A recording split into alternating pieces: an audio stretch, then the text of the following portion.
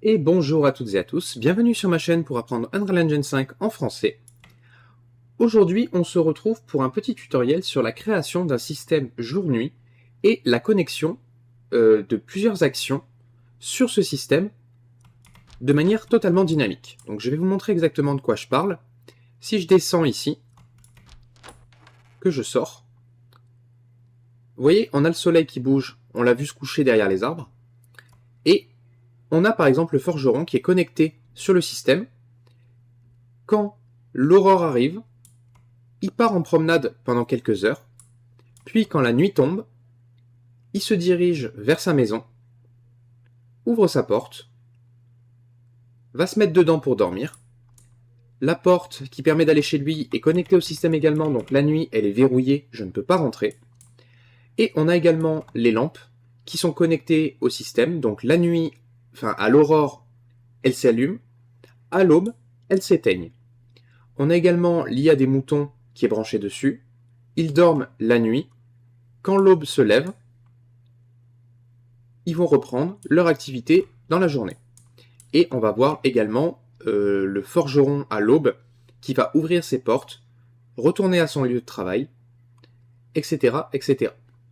Donc je vais vous montrer ça quand même, parce que vous allez aussi voir les lanternes qui vont s'éteindre dynamiquement dès que l'aube va se lever. Si je me mets comme ça, normalement on devrait voir les deux. Voilà, l'aube est arrivée, les lumières s'éteignent, la porte s'ouvre, le forgeron quitte sa maison,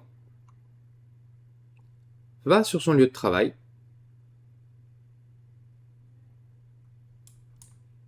et quant à nos moutons, vous allez voir qu'ils ne dorment plus, ils sont là, et voyez qu'ils bougent, et font leurs activités.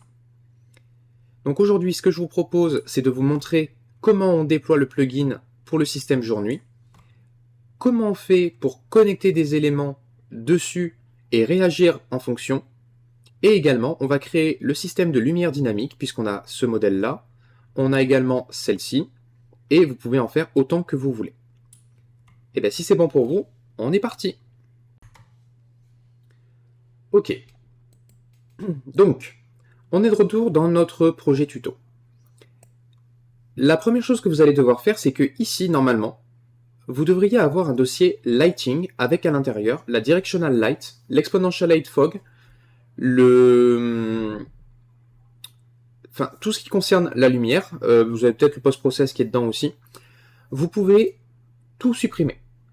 Pourquoi? Parce que le plugin qu'on va utiliser inclut déjà tout ça dans un seul et même acteur de manière pilotable.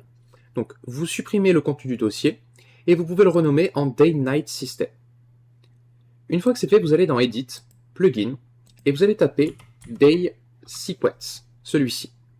Vous l'activez, vous redémarrez votre éditeur, et une fois que c'est fait, on va pouvoir ici ajouter, vous tapez Day, et vous allez ajouter le Sun Moon Day Sequence Actor. On va le mettre en 00. Et du coup, vous voyez que on a tout ce qu'il faut. Du coup, on le prend et on va l'emmener. Alors, j'ai beaucoup de choses dans le dossier qui est tout là-haut.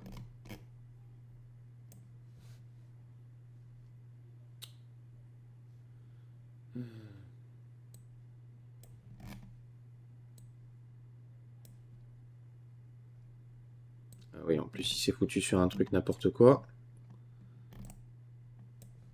Oh là là, mais qu'est-ce que c'est chiant.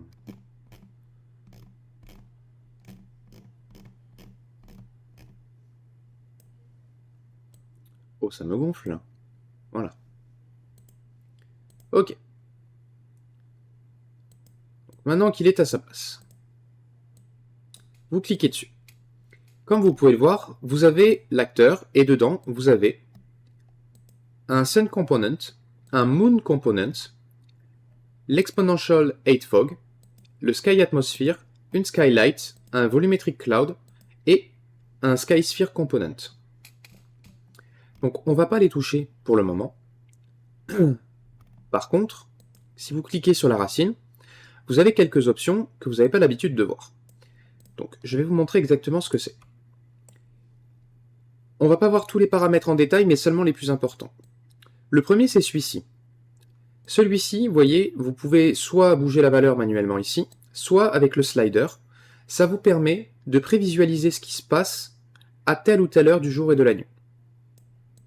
Moi, je vais me remettre à 8 heures du matin.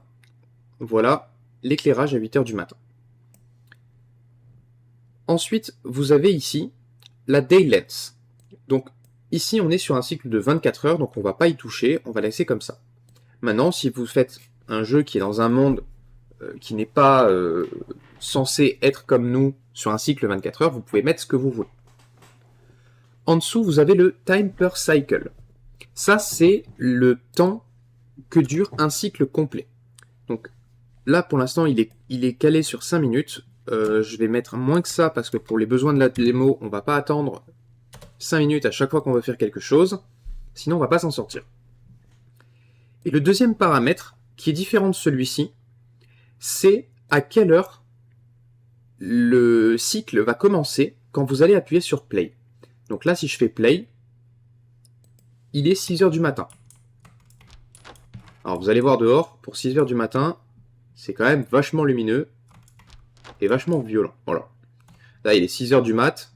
Je doute qu'il fasse jour comme ça à 6 heures du matin, mais bon, c'est pas bien grave. Donc, voilà.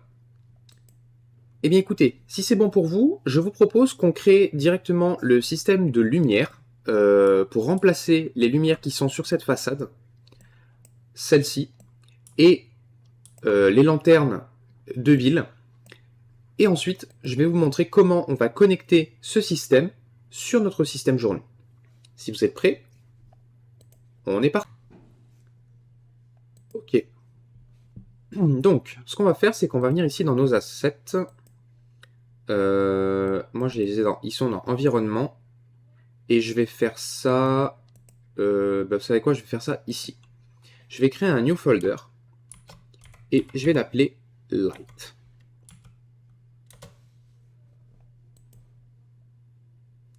On va rentrer dans le dossier. Clic droit. Blueprint class. Actor. Et on va l'appeler BP underscore light base. On va créer un blueprint parent duquel on va dériver autant d'enfants qu'on veut. Donc ce qu'on va faire ici, c'est que dans le default scene route, on va ajouter un static mesh qui sera au moins le static mesh principal de notre lumière. Du coup, je vais l'appeler light mesh.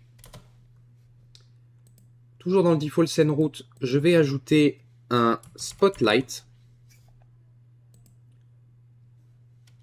que je vais orienter quand même vers le sol.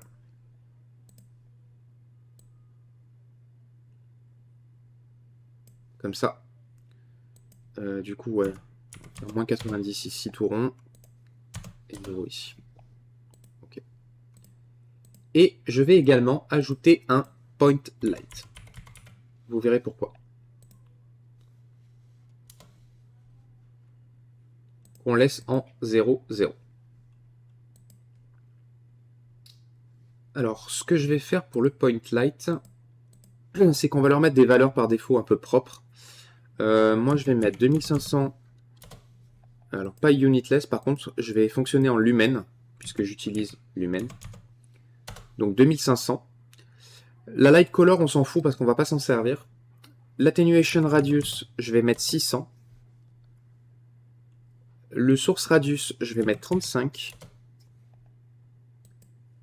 Je vais mettre un peu de soft source radius, ça diffuse un petit peu la lumière au niveau de la source, donc du point lumineux. Et je vais utiliser le use temperature à la place, et je vais mettre 2500. Ça donne une couleur plutôt orange que blanche. Et affect world, cast shadows, et ici, indirect lightning intensity, je vais mettre 1.5. En fait, ça va diffuser la lumière au niveau du sol. Et le volumétrique Scattering Intensity, je vais le mettre à 0.8. Ça, c'est si vous avez du volumetric height fog autour de vous, c'est à quel point la lumière va se refléter dans la brume. Donc ça, faut par pitié éviter de mettre des trucs surpuissants parce que c'est vraiment dégueulasse. Donc surtout, ne faites pas ça. Et d'ailleurs, le point light, vous enlevez cast shadows. Lui, faut pas qu'il ait des, faut pas qu'il il émette des ombres. Maintenant, le spotlight, on va se mettre en lumen également. Et on va se mettre sur un truc comme 50 en intensité.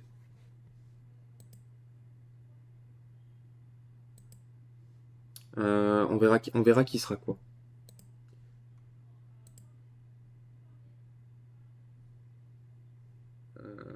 Attendez, je vérifie juste un truc. Ouais. Lui, on va le mettre à 50. Sinon, ça va être vraiment trop violent et c'est pas beau. Son attenuation radius, on peut le laisser à 1000 pour le moment. L'outer cone, on va le laisser à 44. Vous laissez ça coché. Par contre, on va use temperature aussi. Et on va mettre aussi 2500. Et ici, on reste à 1 par contre. On compile, on sauvegarde.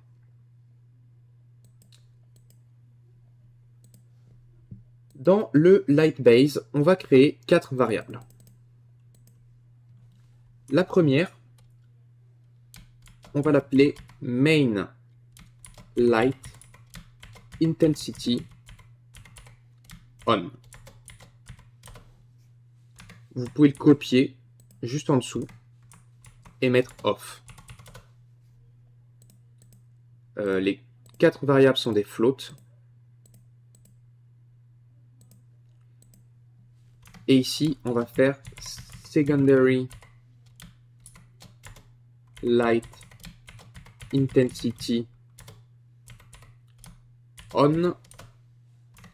On copie et en dessous off. Ces 4 variables doivent être instance editable expose on spawn. Parce qu'on a besoin d'y accéder directement dans tous les enfants et les éditer. Le but, c'est donc d'avoir pour la lumière principale une intensité quand elle est allumée et quand elle est éteinte, et pareil pour la seconde. Ça permet de pouvoir les gérer différemment si on en a besoin. L'event graph, pour l'instant, on n'y touche pas. Ok, on va créer 2 enfants. Create Child Blueprint Class, on va l'appeler BP Lantern Village Lantern 01. Faites comme ça si jamais vous voulez en créer d'autres. Et la deuxième, on va l'appeler BP Wall Lantern 01. On peut ouvrir les deux. En full s'il vous plaît. Et on va déjà aller dans les viewports. On va commencer par le Village Lantern. Donc ce que je vais faire, c'est que je vais aller dans mes assets, Environment, Dreamscape Série, là-dedans, Mesh, Props, Extérieur, puisque là je suis sur la lanterne Village, donc celle qui va dehors. Et j'ai un... Voilà, j'ai une Street Light. Je vais l'affecter sur le Static Mesh principal, que voici.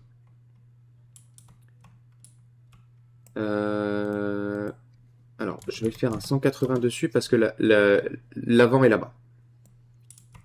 Ce que je vais faire, c'est que sur ce Light Mesh, je vais ajouter ma lanterne. Donc, add, comme ça.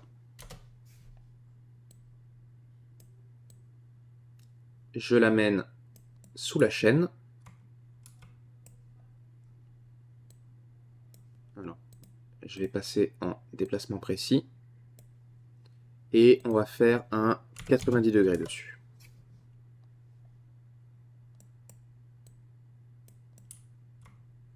Voilà. même descendre un petit peu si on veut. Le tout, c'est que l'anneau, ici, passe dedans. Voilà, comme ça, c'est bien. Ok. Maintenant, je vais prendre le spotlight et je vais l'emmener sous ma lanterne.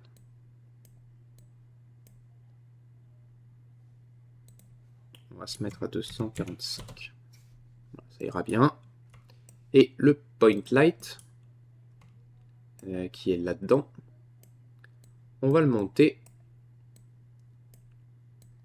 au niveau de la lanterne elle-même. Vous voyez, ça va lui donner cet effet lumineux. Et ça va s'occuper de gérer le halo sur le sol. Si je la prends maintenant et que je la mets en jeu, voilà ce que ça donne. Là, il fait jour, ça se voit pas trop. On va passer à 23 h. Voilà ce que ça donne.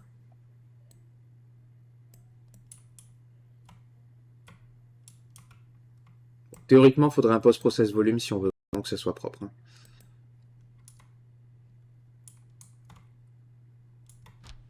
D'ailleurs, dans la partie, dans le monde de démo, la raison pour laquelle vous voyez une grosse différence de lumière, c'est parce qu'il y a le post-process volume qui est là pour faire le travail.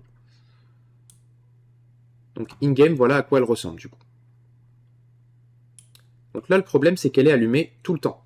Comme vous pouvez le voir, on a un reflet lumineux sur le sol, la lampe brille. Donc déjà, ce qu'on va faire, c'est que dans le Village Lantern, non, on fera ça après. On va faire la Wall Lantern déjà. Donc la Wall Lantern, c'est quasiment la même, c'est juste que faut que je retrouve mon mesh. Il est là. Je mets celui-ci là-dedans. Je vais ajouter la lanterne à nouveau.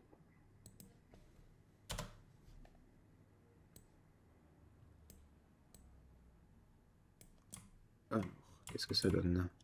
C'est pas mal. On va prendre maintenant le spotlight. On va l'emmener en dessous.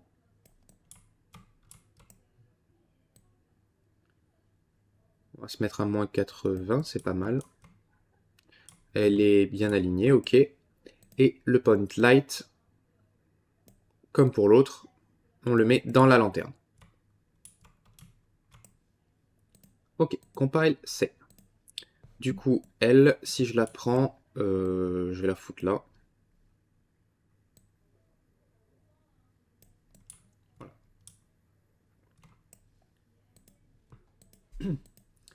Donc, si c'est bon pour vous, on va passer à la gestion du lien entre ces lanternes et le système jour-nuit qu'on a déployé juste avant. Si vous êtes prêts, on est parti. Ok. Donc, on va rester dans le dossier environment, parce que c'est chiant sinon. On va faire un... Quoique. Non. On va le faire dans Core, clic droit, New Folder, Day, Night, System. Et là-dedans, on va faire un clic droit, Blueprint Class, Actor, qu'on va appeler BP underscore Day, Night, Manager. Save all. Et vous pouvez glisser dans le monde. On s'en fout, de toute façon, il n'a pas de mesh, donc il est invisible. Et on va le mettre en 0,0.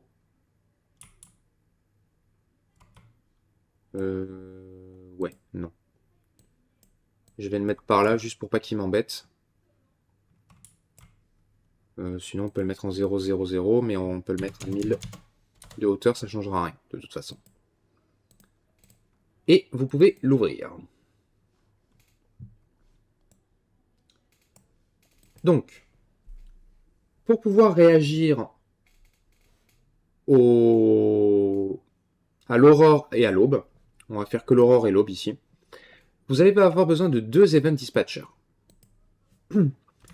Le premier qu'on va appeler on dawn, donc à l'aube, Et le dernier qu'on va appeler on dusk. Ça, c'est l'aurore. On vient dans l'event graph. On n'a pas besoin de tout ça. Et ce que vous allez faire avec ces dispatchers, c'est que vous allez le glisser ici et vous allez faire event. On dawn event. Ça va créer ceci. Vous faites pareil pour on dusk. Donc ça, ce sont des events qui sont liés au dispatcher. Et du coup, ce qu'on va faire, c'est qu'on va appeler ces event dispatchers quand les events liés sont appelés. Comme ceci. Vous pouvez en rajouter autant que vous voulez, hein. Moi, par exemple, dans l'autre projet, j'ai un on night ici. Vous pourriez avoir un mid time pour midi. Ça, c'est vraiment comme vous voulez, mais ici, on va en faire que 2. Une fois que c'est fait, vous revenez dans le monde, et ici, quand vous avez installé le plugin, vous avez dû voir ce bouton apparaître, Time of Day. Vous cliquez dessus. Ici, vous avez la time de preview, c'est la même que celle qui est dans l'acteur. Mais nous, ce qui va nous intéresser, c'est le Open Route Sequence ici. Ça va vous ouvrir ceci, avec 2 séquences l'une au-dessus de l'autre. Nous, celle qui va nous intéresser, c'est la DS 24 heures. Vous double-cliquez dessus, et ça va vous ouvrir ceci. Alors, pardon. J'enlève ça.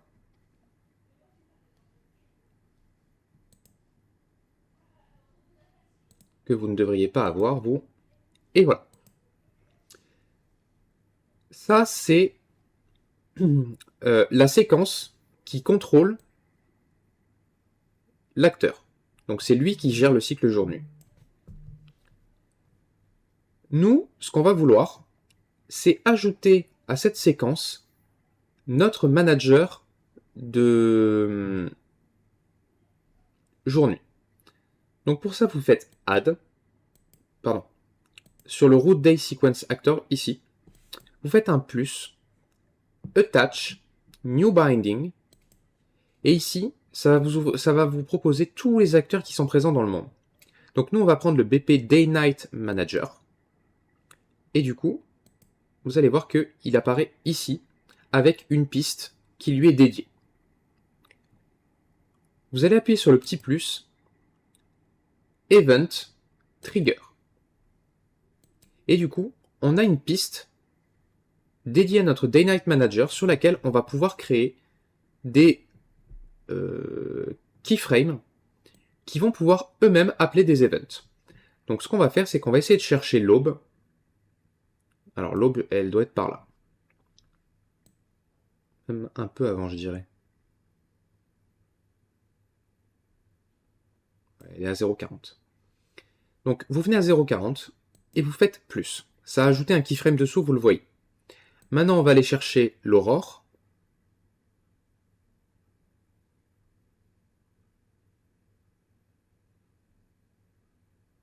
Qui est ici. Et on add un keyframe aussi. Je vais pousser ça là. Du coup, vous voyez qu'on a 2 keyframes mais transparents. C'est parce que pour l'instant, rien n'est attaché dessus. Et ce qu'on va faire, c'est que vous allez faire un clic droit. Properties. Vous allez venir ici sur Endpoint et sur Unbound. Vous allez faire un Quick Bind. Et vous allez taper On. Alors celui-là, c'est On Dawn. Et vous voyez que ici, dans le BP Day Night Manager, on a accès à l'événement On Dawn Event qu'on a créé précédemment. Donc vous cliquez, et ça va vous ouvrir ce blueprint automatiquement et créer ce lien entre les deux. Donc voilà comment on fait le lien entre le manager et le day sequence. On revient dedans, et on va faire pareil pour celui-ci. Properties, Unbound, Quick Bind, On, Dusk. Voilà. Donc maintenant, on a nos 2 événements, On Dawn, On Dusk. Donc, on peut réagir à l'aurore, on peut réagir à l'aube. Sauf que pour l'instant, le seul qui reçoit cette info, c'est notre BP Day Night Manager. Donc si c'est bon pour vous jusque-là, ce que je vous propose, c'est qu'on revienne dans le Lightbase, et dans l'Event Graph, on va créer la réaction en se connectant à notre BP Manager. Et bien si vous êtes prêts, on est parti. Ok. Donc, dans l'Event Graph du BP Lightbase, ces deux-là, vous pouvez les virer. Et dans le Begin Play, ce qu'on va faire, c'est qu'on va faire un delay until next tick. Donc ça, c'est un node qui va simplement attendre qu'un tick complet passe, ce qui, normalement, est largement suffisant pour que le Day-Night Manager s'initialise et que donc on puisse réagir dessus.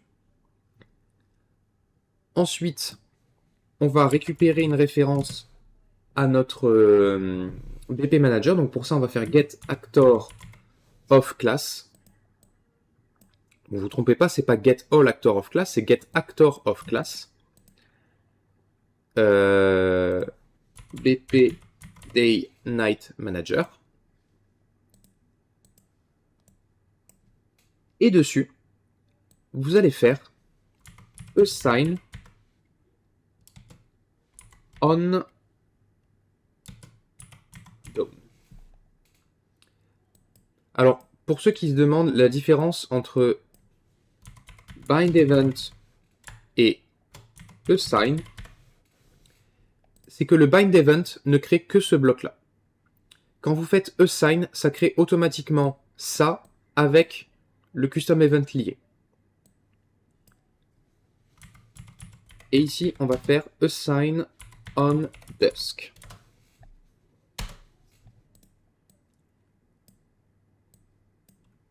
Donc on écoute les dispatchers qui sont dans le Day-Night Manager. Alors moi, ce que je fais, c'est que je coupe les liens.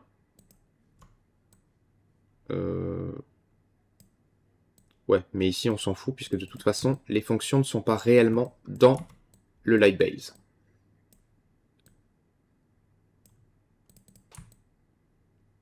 On pourrait en soi, mais je préfère pas. Donc maintenant qu'on a ça, ça veut dire que ces deux fonctions-là, enfin ces deux custom events, on peut les override dans nos deux enfants. Donc si je viens dans le graphe ici, enfin, vous pouvez le virer, puisque de toute façon c'est exécuté par le parent, donc on s'en fout. Et ici dans override, vous avez onDawn event et onDusk event, qui viennent de notre parent. Et ici, on peut définir la logique de ce qu'on va faire. Alors la logique, elle est plutôt simple. La main light, c'est le point light, enfin je crois. On va tester. Donc vous prenez le point light, set intensity,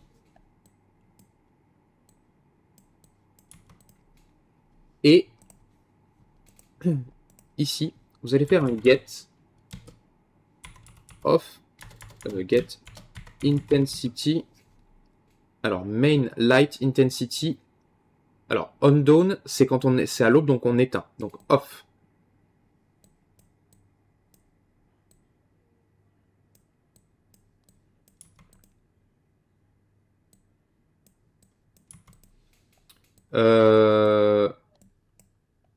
Vous pouvez copier-coller ça.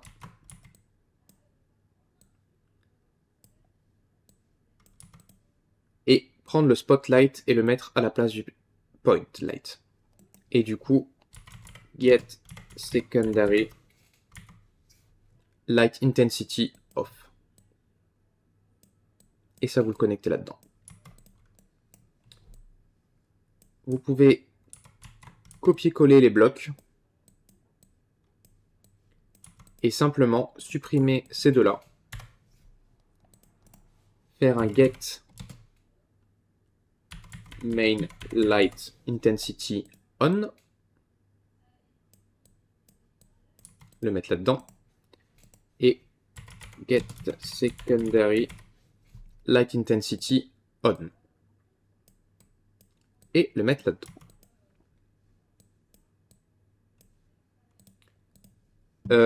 Vous pouvez copier complètement ça pour venir le coller dans le wall lantern. puisque de toute façon, il hérite de la même classe que l'autre. Donc aucun problème, tout va venir correctement. Les variables sont les mêmes, etc. etc. Donc, zéro problème.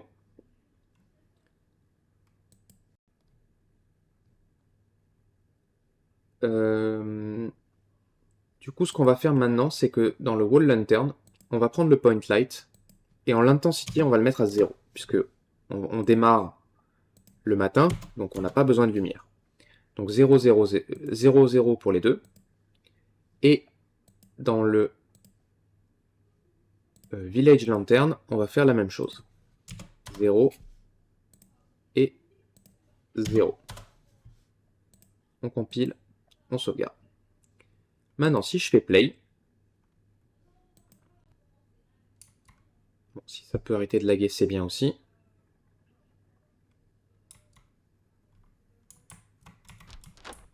Hop, je descends.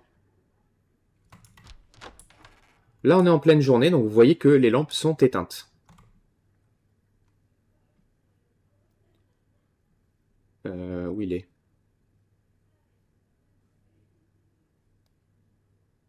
Il est là-haut. Donc là, il est midi. On va attendre un petit peu. Là, ça va commencer à se coucher.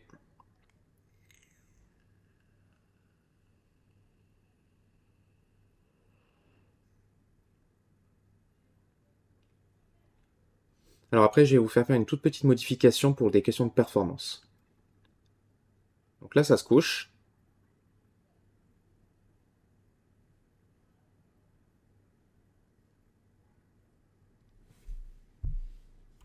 Je capte pas si elles sont allumées là. Non. Alors, pour débugger, on va se mettre sur le... on va commencer par le day manager. Et on va vérifier si le premier, ça va être le on dusk. Vous savez quoi? On va mettre le breakpoint sur le on dawn. Et ce que je vais faire, c'est que dans le...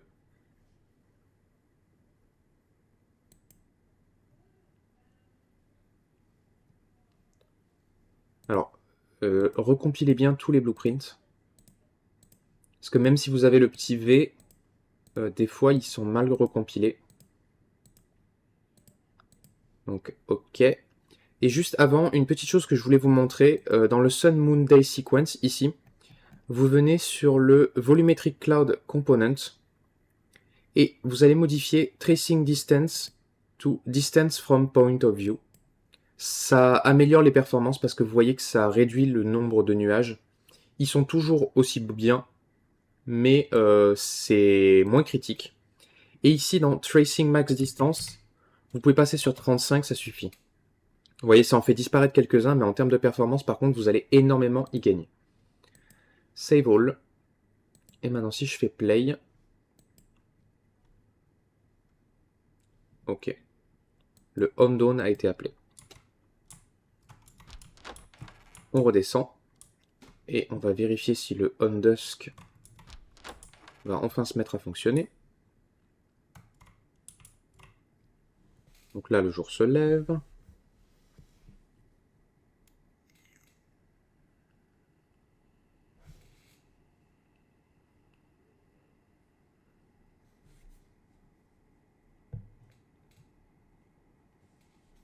Donc vous voyez, les nuages, ça reste propre, mais on a moins de... C'est beaucoup moins gourmand en ressources. Donc soyez vigilants à ça, parce que ça peut vite tout vous pomper et créer les lags comme j'avais juste avant. Donc là, ça va se coucher, et du coup, logiquement...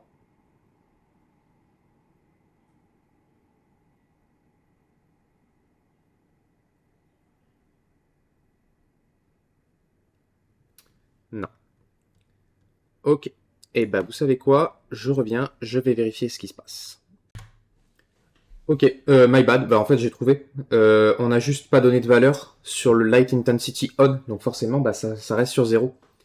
Donc pour le Main Light Intensity, celle-là c'est celle qui est à 2500 normalement. Il faudra le faire sur les deux, hein, sur le Village Lantern et le Wall Lantern. Et le Secondary, il est à 50. On vient sur celle-là, pareil, 50 ici. Et 2500 pour celui-ci. Et maintenant, si on fait play, et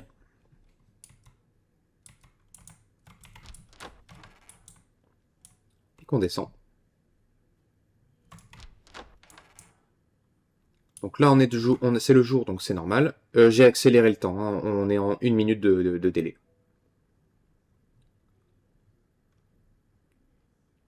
Donc là, ça va se coucher.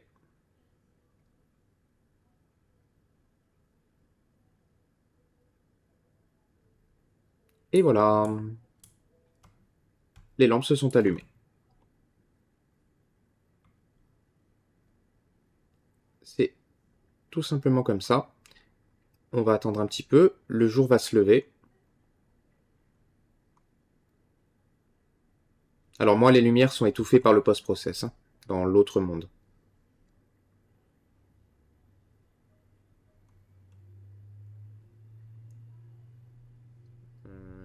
Voilà, le jour se lève.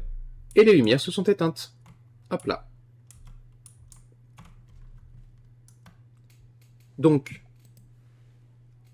maintenant, si vous voulez utiliser des connecteurs sur le système jour-nuit, il vous suffit,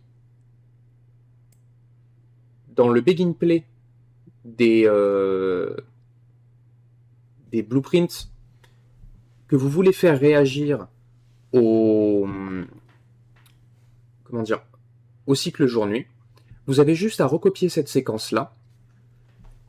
Et si vous voulez réagir à d'autres choses comme la nuit, par exemple, donc quand vraiment il fait nuit, ce que j'ai moi dans l'autre projet, vous savez quoi, ça va être plus simple, je vous mets l'autre projet devant les yeux, ça va être beaucoup mieux. Dans le Day Manager, vous voyez, j'en ai un de plus. Et du coup, dans mon Time of Day, ici, si j'open mon route sequence, dans mon DS24h, j'ai simplement On Dusk qui est là, et quelques heures plus tard, j'ai mon On Night. Du coup, j'ai un troisième dispatcher On Night, je pourrais en avoir un à midi. Et du coup, dans mon Village Lantern, si j'avais envie de réagir dessus, je pourrais avoir un On Night ici, avec la séquence. Et simplement, dans le Light Base, il faudrait un Assign Night ici. Donc en l'occurrence, si vous voulez le voir, je l'ai dans... Je vais fermer la séquence. Je l'ai dans mon IA. Toi. Alors je crois que c'est lui qui l'a. Non. Non, parce que c'est pas l'IA elle-même, c'est son AIC. Donc c'est son IA contrôleur. NPC. Ah, sauf si je l'ai mis là-dedans. Ouais. Il est là. Donc vous voyez, au lieu de 2, j'en ai 3. Et pour les 3, j'ai des événements.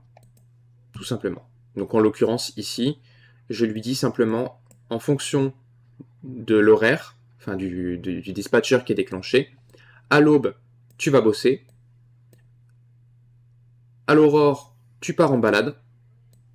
Quand il fait nuit, tu vas te coucher. Tout simplement. Et les moutons, les moutons, ça sert à rien que je vous montre, ils en ont moins, ils ont juste aube et aurore. Mais en tout cas, voilà comment vous pouvez simplement étendre le système à ce que vous voulez. Eh bien écoutez, j'espère que cette vidéo vous aura plu. Si c'est le cas, n'hésitez pas à mettre un like, lâcher un commentaire, vous abonner à la chaîne, et on se retrouve très vite pour une prochaine vidéo. Bye bye!